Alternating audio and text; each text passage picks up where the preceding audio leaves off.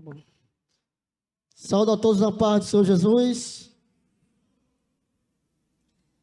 Nessa noite, eu gostaria de falar sobre feliz é a família cujo Deus é o Senhor. Feliz é a família cujo Deus é o Senhor. Esse tema está baseado no Salmo de número 33. Salmo 33, versículo de número 12. Salmo 33, versículo de número 12. A palavra de Deus diz: feliz a nação cujo Deus é o Senhor. Sabemos que essa nação é a nação de Israel. Porém, o texto também é aplicado à igreja. E a igreja é formada de família. Então, se Deus é o Senhor da igreja, também é o Senhor de cada família que compõe a igreja.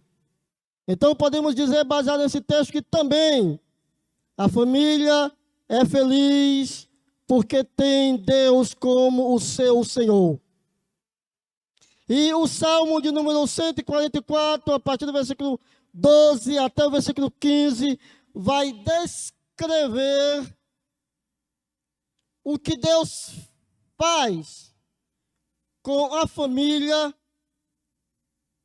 em que Ele é o Senhor. As bênçãos que acontecem com essa família que tem Deus como seu Senhor. Porém, nesta noite, baseado nesse texto, eu não quero falar das bênçãos que acontecem com a família que invoca o nome do Senhor. Mas eu quero falar como é esta família. Qual é a postura dessa família? Quais são as características desta família que tem Deus como o seu Senhor? E antes eu gostaria de destacar 2 pontos fundamentais. O primeiro é que Deus é a fonte da felicidade, tanto pessoal como familiar e nacional. Então, a fonte da felicidade da família é Deus. Não importa as circunstâncias, não importa as situações, Deus é a fonte de felicidade da família.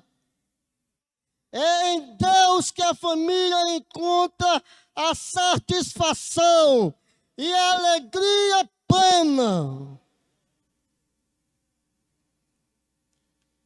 Porém, sendo Deus a fonte da felicidade, essa felicidade vem por intermédio de Jesus Cristo, o Filho de Deus.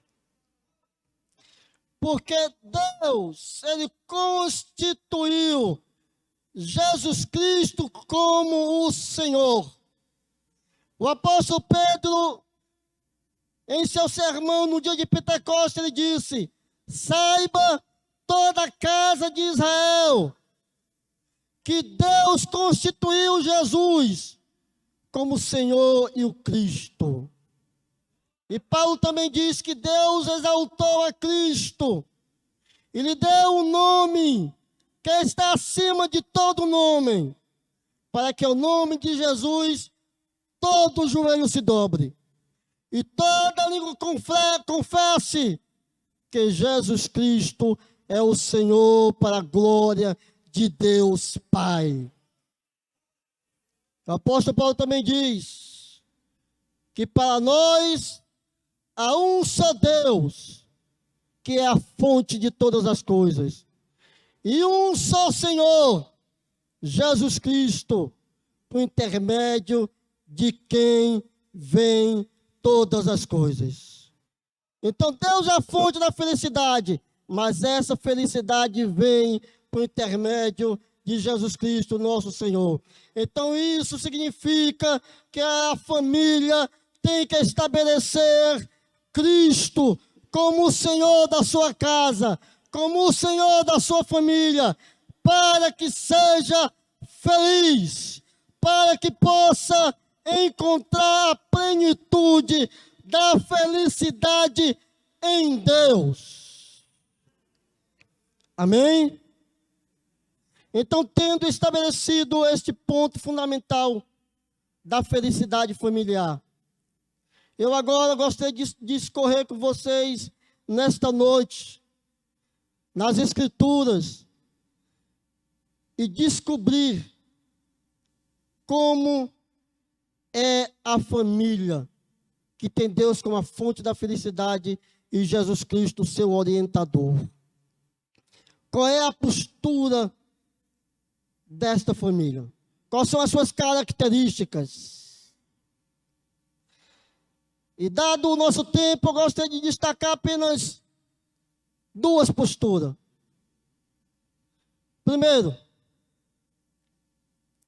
a família que tem Deus como a fonte de felicidade e Jesus Cristo como seu Senhor é a família que ama a Deus plenamente, incondicionalmente e exclusivamente. Segundo, a família que tem a satisfação da felicidade em Deus é a família que estabelece a Bíblia como seu padrão de comportamento.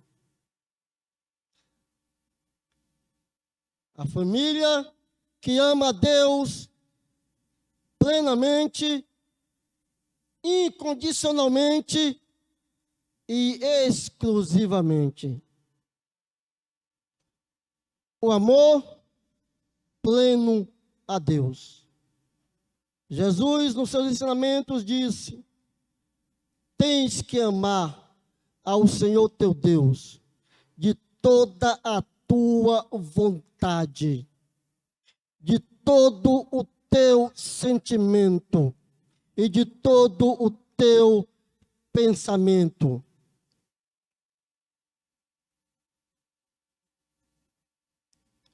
Glória a Deus.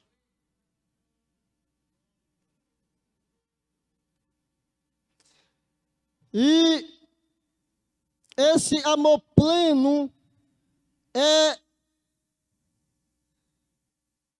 a essência do ser do homem, do ser da família, que é totalmente dedicado a Deus. É um amor integral,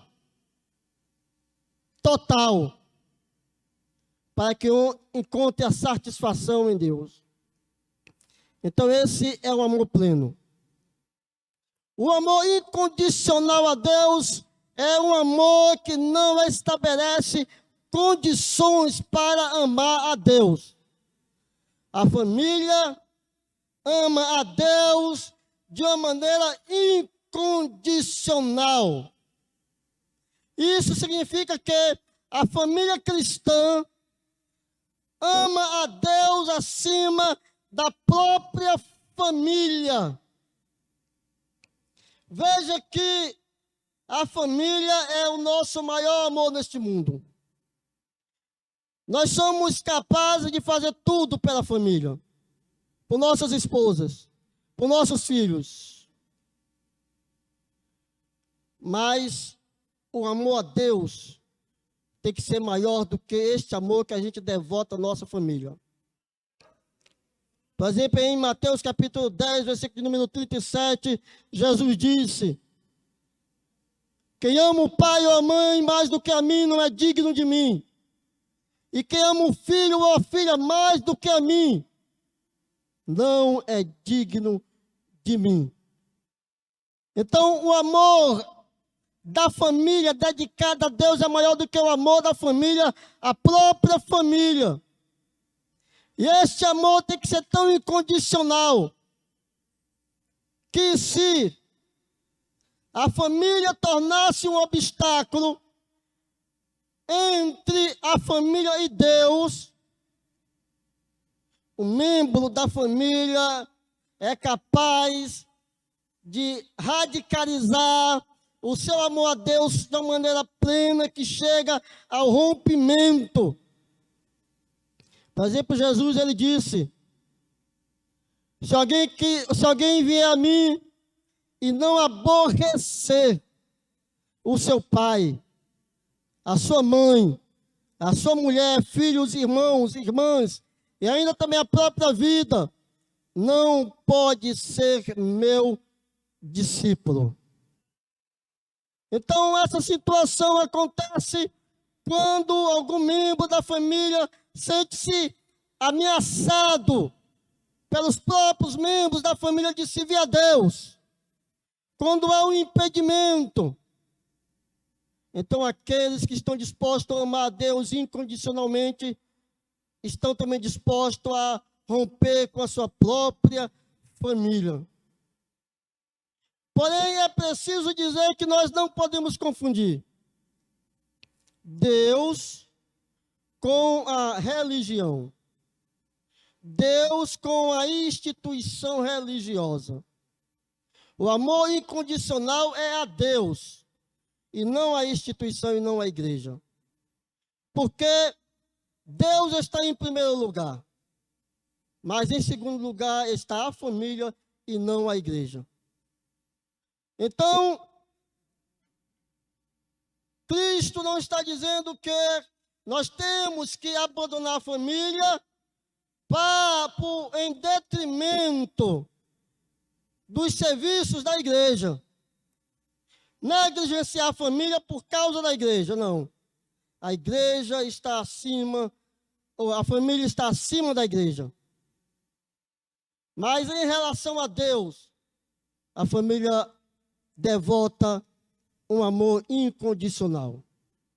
Porque o apóstolo Paulo diz que aquele que não governa bem a sua própria casa, como ele poderá cuidar da casa de Deus? Então, cuide da sua família, que Deus cuida da família dele. Cuide da sua esposa, que Deus cuida da esposa dele. Paulo diz que aquele que negligencia a sua família negou a fé e é pior do que o infiel. Então, nesse amor incondicional, nós devemos distinguir Deus com a religião. E agora tem o amor exclusivo a Deus. É aquele amor que não é dividido com objetos. Quer dizer, Deus aceita até que a gente divida o nosso amor com a nossa família, com as pessoas. Porque ele disse, se alguém ama a Deus, ame também o seu irmão. Mas tratando-se de objetos, de coisas, Deus não permite que o amor dedicado a ele seja dividido com o objeto. Quer dizer, o amor a Deus, o amor que se deve ter a Deus, é o amor exclusivo e não dividido com nenhum tipo de objeto.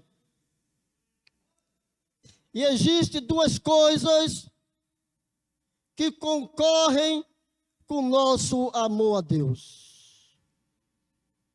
Primeiro, é o amor a Mamon. Jesus disse que nós não podemos servir a dois senhores, porque ou há de se dedicar a um e desprezar outro, ou há de amar um e odiar outro. Não podemos servir a Deus e a Mamon. E a Mamon aqui é uma palavra aramaica que significa bens e dinheiro. Então, a família não pode dividir o seu amor a Deus com o dinheiro, com os bens. Quer dizer, Jesus, ele tem que ser o Senhor da nossa família. E Mamon, o dinheiro e os bens, tem que ser o escravo da família. Diz um certo teólogo que o dinheiro é um maravilhoso escravo, servo, mas é um terrível patrão. Então, Jesus tem que ser o Senhor da tua família. E o teu ordenário e os teus bens tem que ser o escravo da tua família. Quer dizer, nós usamos o dinheiro para o nosso sustento, os bens, para o nosso bem-estar. Mas não colocamos nessas coisas o nosso amor e nem a nossa confiança. Porque está escrito que a vida de uma pessoa não depende da quantidade dos bens que ela possui. E também está escrito que nada trouxemos para este mundo e nada podemos levar dele. Então essa é a primeira coisa que concorre com o nosso amor exclusivo a Deus. O nosso dinheiro e os nossos bens. Não devemos nos apegar a eles, mas devemos estar dispostos a largar tudo, se for possível, para ganhar a Deus. Porque está escrito que adianta o homem ganhar o mundo inteiro e perder a sua alma. Então é uma vida materialista. E a segunda coisa que concorre com o nosso amor a Deus é os prazeres. Paulo disse que nos últimos dias os homens amarão mais os prazeres do que a Deus. Porém, João escreveu: não ameis o mundo, nem as coisas que há no mundo. Então, quer dizer, que Deus não quer que a família tenha prazeres deste mundo, que desfrute das coisas materiais, que tenha momentos de felicidade com a sua família e com seus amigos, em hipótese alguma. Porque senão não estava escrito em Eclesiastes que é dom de Deus que o homem possa comer, beber e desfrutar de todo o bem de seu trabalho. Então Deus não proíbe que a gente tenhamos momentos de felicidade com a família, que a gente desfrute do fruto do nosso trabalho com a família. Por exemplo, Eclesiastes diz, capítulo 9, versículo 9, goza a vida com a mulher que tu amas. Quer dizer, desfruta a tua vida com a mulher que tu amas. Um dia eu estava pregando em um evento social, e estava falando exatamente sobre esse texto bíblico. E eu disse ali para aquelas pessoas reunidas: desfruta a vida com a tua mulher. Não seja mesquinho. Tira o carro da tua garagem, passeia com a tua família. Gasta o teu dinheiro com a tua mulher. E depois daquele evento, ia ter um jantar. Eu fiquei por ali esperando o jantar. Aí sua irmã se aproximou de mim e me deu um beijo. Parece que ela queria dizer muito obrigado por esse puxão de orelha no meu marido. Então, nessa noite, eu espero que também muitas irmãs não me beijem. Mas, meu irmão, goza a vida. goza a vida, desfruta a vida com a tua mulher, porque vale a pena. Porém, sabendo que não devemos nos apegar de uma maneira amorosa a esses prazeres terrenos. Por quê? Porque nós damos, em primeiro lugar, destaque aos valores eternos, aos princípios morais, aos princípios espirituais. Quer dizer, o valor espiritual está acima do prazer. Então não é aquela teoria do pragmatismo, que aquilo que me dá prazer é certo, que aquilo que me é útil é certo. Não, o cristão não segue essa ideologia. Ele segue a que diz: o que é certo, eu vou praticar para que eu tenha prazer em Deus. Então, primeiramente, ele põe os valores espirituais acima dos prazeres. Aí, então, o prazer que se goza neste mundo com a família será um prazer que agrada a Deus e que não vai concorrer com o nosso amor a Deus. Amém? Então essa é a primeira característica de uma família que tem a Deus como a fonte de felicidade e Jesus como seu Senhor. Ama a Deus plenamente, incondicionalmente e exclusivamente. E o segundo ponto para a gente concluir é que a postura da família que encontra em Deus a felicidade, que recebe de Jesus Cristo a felicidade, é uma família que prioriza a Bíblia como padrão de comportamento. Quer dizer, a Bíblia é o livro de Deus, onde ele estabeleceu o padrão ético de comportamento da família cristã. Quer dizer, não buscamos o padrão de comportamento nas ideologias deste mundo, nas filosofias deste mundo, nas ideias, nas opiniões deste mundo. Buscamos em Deus, buscamos na palavra de Deus. É a palavra de Deus que nós estabelecemos como a nossa regra de fé e prática. Então, todo o nosso comportamento familiar tem que estar baseado na palavra de Deus. E rapidamente eu gostaria de citar apenas 4 comportamentos.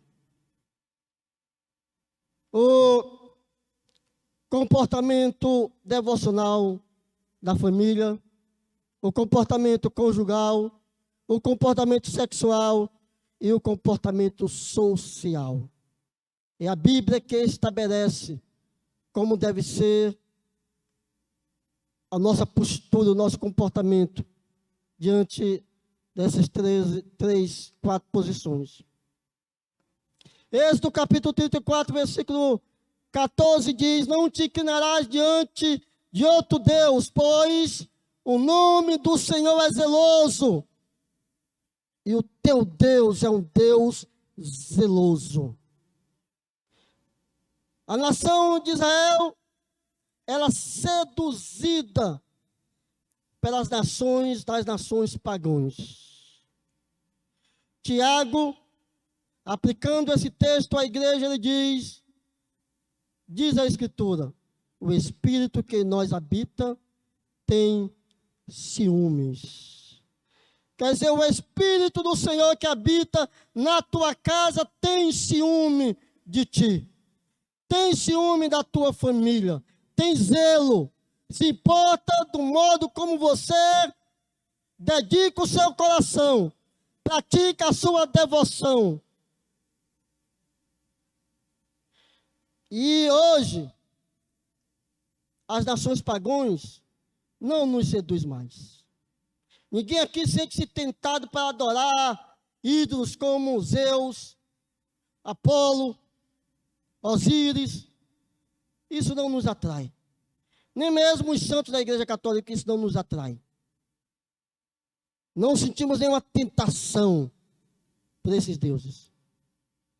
Porém, os apóstolos agora vão falar de um Deus, que esse nos atrai, que esse tenta nos seduzir. Jesus diz: cuidado com toda forma de ganância. Jesus também diz: a sedução das riquezas faz com que alguém torne-se infrutífero para o reino de Deus. E Paulo vai chamar a avareza de idolatria. Não que o dinheiro em si seja um Deus, mas é a nossa atitude para com o dinheiro que faz dele um Deus. Então, a idolatria que nos seduz é a ganância, é a ambição para com a riqueza, o dinheiro. É estar disposto a sacrificar tudo para poder adquirir alguma coisa neste mundo. Sacrificar a própria família. Porém, o apóstolo Paulo diz que o amor ao dinheiro é a raiz de todo mal. Quer dizer, alguém pode arruinar a sua família por causa da sua ganância. O homem pode perder a sua esposa por causa da sua ambição. A mulher pode perder o seu marido por causa da sua ambição. Pode perder os seus filhos, pode arruinar, acabar com a sua família. As Escrituras falam de um homem que arruinou a sua família, que destruiu a sua família por causa da sua ganância para com os bens terrenos, para com o dinheiro. Quem é este homem? Este homem se chama Acã. Veja o que é que diz o texto de Josué, capítulo 7, versículo 24 e 25. Josué e todo Israel com ele tomou então Acã com todos os seus bens e a sua família, e levaram para o vale de Arcó, e todo o Israel o apedrejou, e os queimaram a fogo, depois de apedrejados. Que coisa terrível, que coisa lamentável. Este soldado de Israel destruiu a si mesmo e destruiu a sua família. Por quê? Ele vai confessar, aí no versículo 21 e 22 de Josué, ele vai confessar o seguinte: antes dele ser apedrejado e queimado, ele, a sua mulher, os seus filhos e até mesmo os seus bens, ele vai dizer: e respondeu Acã: vou contar o que eu fiz. Quando vi entre os despojos uma bela capa feita na Babilônia, 2,4 kg de prata e uma barra de ouro de 600 gramas. Eu os cobicei e me apossei deles.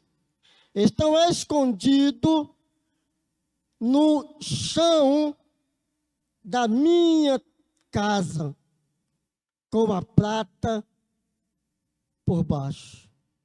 Quer dizer, esse homem, por causa da sua ganância, introduziu para dentro da sua casa ganhos ilícitos. E com isso, destruiu a si mesmo e a sua família. Então, meus irmãos, temos que ter cuidado para que o nosso coração não se apegue com as coisas deste mundo a ponto da gente arruinar a nossa própria família. Outro comportamento que a Bíblia vai estabelecer é o tratamento entre o casal, que é o comportamento conjugal. Quer dizer, como é que o homem trata a sua mulher? Como é que os pais tratam os seus filhos? E isso vai englobar a violência doméstica. E a violência doméstica não é apenas a agressão física, mas também a agressão psicológica, a agressão verbal e a agressão sexual. Às vezes o homem, ele não agride fisicamente a sua mulher, mas ele trata verbalmente mal a sua esposa. Então, trate bem o seu cônjuge. Não maltrate a sua esposa. Não ofenda o seu marido. E não espanque os seus filhos. Porque devemos tratar bem aquilo que Deus nos deu. A sua mulher é o bem que Deus lhe deu. O seu marido é a bênção que Deus lhe deu. Os seus filhos é a herança que Deus lhe deu. Então, cuide e trate bem deles. Um dia, eu estava folheando um álbum de família de um irmão, e eu vi ali, entre as suas fotos, uma moça muito bonita. Então eu disse: irmão, eu não sabia que você tinha uma filha tão bonita, irmão. Eu conheço as suas duas filhas, mas essa aqui eu não conhecia, não. É muito bonita a sua filha. Aí ele disse: irmão Edinaldo, aí não é minha filha, não. Aí é minha esposa, meu irmão. É porque quando eu conheci a minha esposa, ela era assim. Mas eu acabei com a minha esposa. A minha esposa agora, irmão, está acabada daquele jeito ali, porque eu dava nela de cabo de vassoura. Se eu chegasse em casa e a pia estivesse cheia de louça suja, era chibata. Então aquele irmão, quando se converteu, ele pensava que poderia continuar do mesmo jeito, tratando a mulher debaixo de cabo de vassoura. E um dia ele bateu na mulher, sendo ele e a esposa cristãos. Então a esposa chegou para o pastor e disse: pastor, não aguento mais não. Eu não aguento apanhar que nem uma galinha para largar choco, não. Então o pastor chamou aquele irmão e disse: meu irmão, aqui na igreja não. Aqui na igreja, o homem não bate na mulher nem com a flor. Então me dê o seu cartão, que você vai entrar pelo processo de disciplina, até você aprender a tratar a sua esposa bem e os seus filhos bem, porque é uma herança que Deus lhe deu. Porém, meus irmãos, para que o homem trate bem a sua esposa, a mulher tem que contribuir. Por quê? Porque Provérbios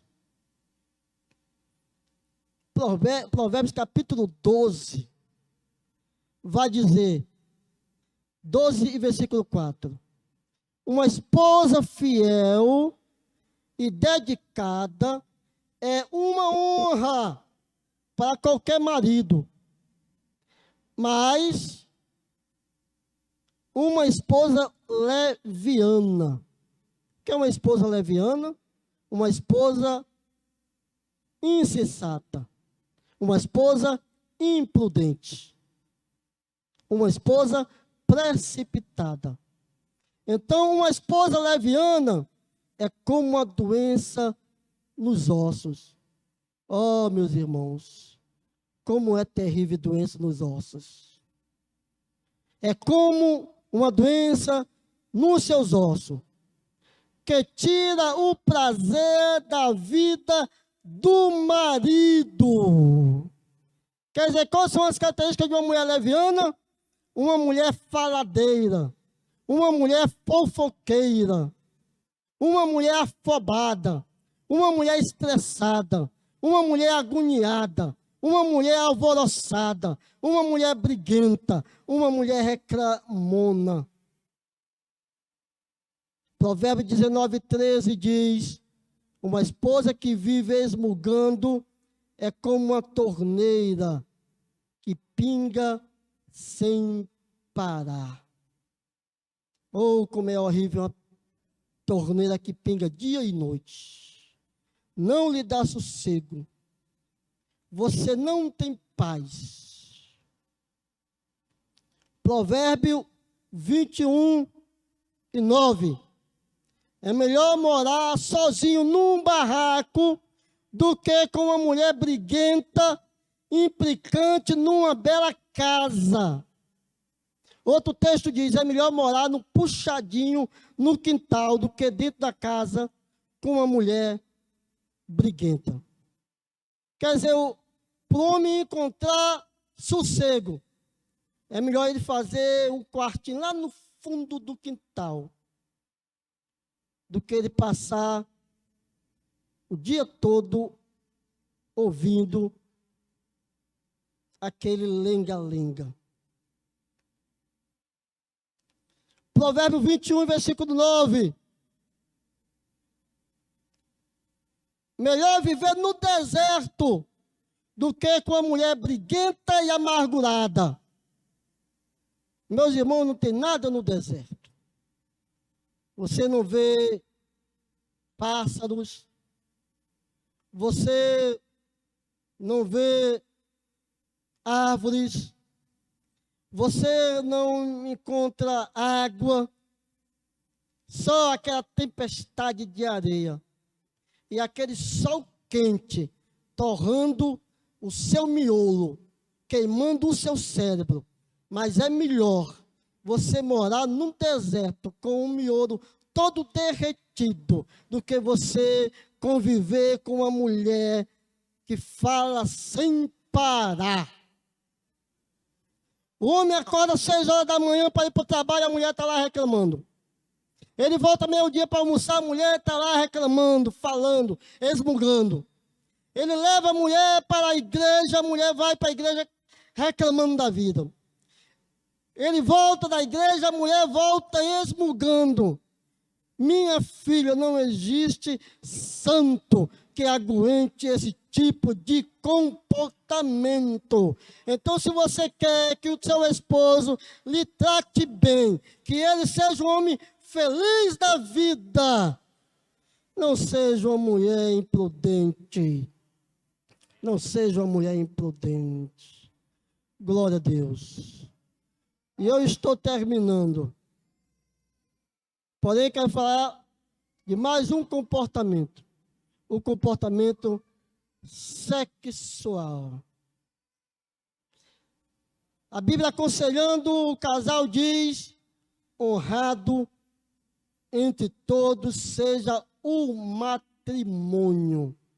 Quer dizer, marido e esposas, honrem os votos matrimoniais. Venere o que você prometeu diante de Deus e do seu altar. Você prometeu ser fiel na riqueza e na pobreza, na alegria e na tristeza, na saúde e na doença, até que a morte lhe separe.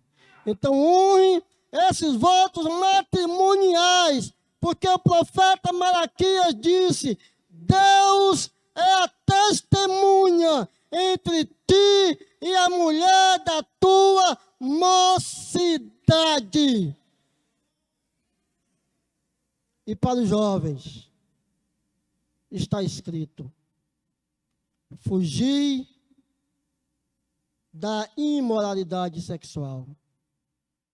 Fugir das paixões da mocidade e segue a justiça, a paz, a alegria e a pureza com aqueles que com o coração puro invoca o nome do Senhor. Então, o comportamento sexual do jovem também é baseado na palavra de Deus, que convoca o jovem para controlar as suas paixões, para controlar os seus impulsos. As Escrituras falam de um jovem chamado Aminon. Quem era Aminon? Era filho de Davi. Davi não tinha uma família exemplar. Não tinha uma família padrão. A família de Davi era uma família bagunçada. Com cada esposa que ele teve, ele tinha um filho, tinha 2 filhos, tinha 3 filhos. E Aminon era um filho de uma de suas esposas. E era o primogênito filho de Davi. Mas ele tinha outros filhos com outras mulheres. Ele tinha, por exemplo, Absalão. E Absalão tinha uma irmã chamada Tamar. E essa Tamar era irmã de Absalão por parte de pai e mãe, e irmã de Aminon por parte de pai. E um dia, Aminon se apaixonou pela sua meia-irmã. E a paixão, o desejo lascivo que ele sentiu pela sua própria irmã foi tão forte que ele entrou em depressão, em uma tristeza profunda. Pelo fato dele querer a sua irmã, e achava que era impossível, por ser era uma virgem. Porém, ele tinha um primo, muito seu amigo, chamado Jonadab. Jovem, cuidado com os amigos. Cuidado com os conselhos perniciosos. E Jonadab era um jovem sagaz, astuto. E ele disse: Aminon, o que está acontecendo? Que você agora não sai mais de casa, não aparece na praça, não quer mais sair com os amigos. Então Aminon contou a história para ele: eu estou deprimido, porque estou apaixonado por Tamar. Ele disse: não, eu tenho uma ideia para você. Eu vou lhe dar uma sugestão. Você finge-se que está doente, então o seu pai vai lhe visitar, e você diz para ele que gostaria que a sua irmã lhe servisse, lhe preparasse uma comida. E Davi, meu Deus, tão inocente. Tem pai tão inocente, irmão, que ele pensa que o filho não é capaz de aprontar com ele. E ele disse: então tá certo. Ele chamou para a filha dele e disse: vá cuidar do seu irmão que está doente. Então, a sua irmã, com toda boa intenção, sem nenhuma segundas intenções, foi cuidar do seu irmão, e ele estava ali fazendo o bolo, preparando ele. Tamar estava ali na cozinha, de olho na sua irmãzinha. Então, depois que ela terminou de preparar a refeição, ela disse: agora vem e come. Ele disse: não, eu não estou a fim de comer, eu não quero comer, eu não aguento comer, eu vou me deitar. Então foi para o quarto. Quando foi para o quarto, ele disse: olha, manda todos os empregados sair daí e ir embora, e você vem aqui me servir no quarto. Então a pobre foi, mandou todo mundo sair, foi para o quarto servir ele. Foi quando então agora ele deu vazão aos seus desejos. Aquela paixão que ele deveria controlar. Ele agora deu lugar, atacou a sua irmã e a molestou. Ela disse: Tamar, não faça isso. Ela disse: Aminon, não faça isso, porque eu sou a sua irmã. Fale com nosso pai que ele não vai me negar para você. Mas mesmo assim ele estrupou a sua irmã. E depois daquilo, as Escrituras dizem que ele aborreceu a sua irmã. Quer dizer, o seu amor se transformou em aborrecimento, porque não era um amor verdadeiro, era uma paixão. E ele disse: saia daqui, que eu não aguento nem olhar para a sua cara. E pediu para que o seu servo a jogasse para fora do seu quarto e da sua casa. E aquela mulher saiu dali humilhada, desprezada, desonrada, rasgou as suas vestes, lançou cinza sobre a sua cabeça e saiu humilhada, chorando para a sua casa. Jovens, controle as suas paixões, os seus impulsos. Se você namora com uma jovem, saiba que você tem que arcar com a sua responsabilidade. Não tem esse negócio de fazer mal à moça e abandonar e deixar como se nada tivesse acontecido. Não, se você ultrapassou o limite, se você não se controlou, mas deixou se abrasasse, agora você tem que arcar com a sua responsabilidade e agir como homem e dizer: eu errei, eu fiz, mas não vou jogar o seu nome na lama, porque eu sou homem suficiente para arcar com a minha responsabilidade, para assumir os meus atos, e traga ela para o altar e assuma ela como a sua esposa. A Escritura diz: aquele que desonrou uma virgem tem que se casar com ela e nunca mais a deve abandonar por mulher nenhuma. Amém? Então, meus irmãos, esses são comportamentos que uma família feliz, que estabelece Deus como a sua fonte de alegria e de satisfação e tem Jesus como o seu Senhor. E com certeza as bênçãos do Salmo 144, a partir do versículo 12 ao 15, virão sobre esta família. Esta família será abençoada, os seus membros serão abençoados, porque eles encontraram em Deus a satisfação plena. Amém? Então eu agradeço a oportunidade em nome do Senhor Jesus. Amém.